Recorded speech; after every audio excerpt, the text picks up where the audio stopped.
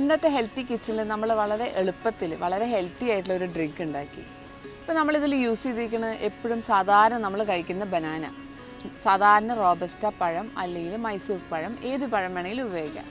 എന്നാൽ ആ ബനാനയിൽ എന്തൊക്കെ അടങ്ങിയിരിക്കുന്നു, എന്തൊക്കെ ഉണ്ട്, അതെങ്ങനെ നമ്മുടെ ശരീരത്തിന് ഗുണം ചെയ്യും, ഇങ്ങനെയുള്ള ചെറിയ ചെറിയ ഹെൽത്തി ടിപ്സ് ഞാൻ പറഞ്ഞുതരാം. ബനാനയിൽ ഏറ്റവും അധികമുള്ള ന്യൂട്രിയൻ്റാണ് കാർബോഹൈഡ്രേറ്റ്സ്.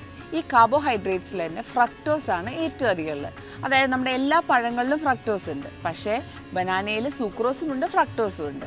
ഫ്രക്ടോസ് ഉള്ളത് കൊണ്ട് നമുക്ക് പെട്ടെന്ന് എനർജി കിട്ടാൻ അത് സഹായിക്കും.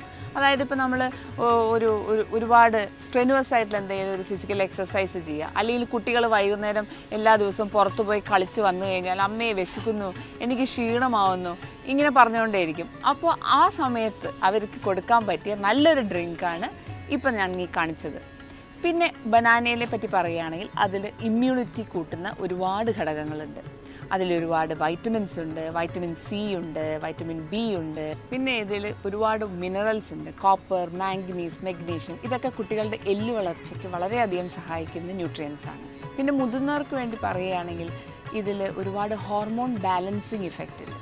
അപ്പം നമ്മുടെ ശരീരത്തിൽ വരുന്ന കാണുന്ന മിക്ക ക്യാൻസേഴ്സും ഹോർമോൺ ഇംബാലൻസ് കൊണ്ടുവരുന്നതാണ്.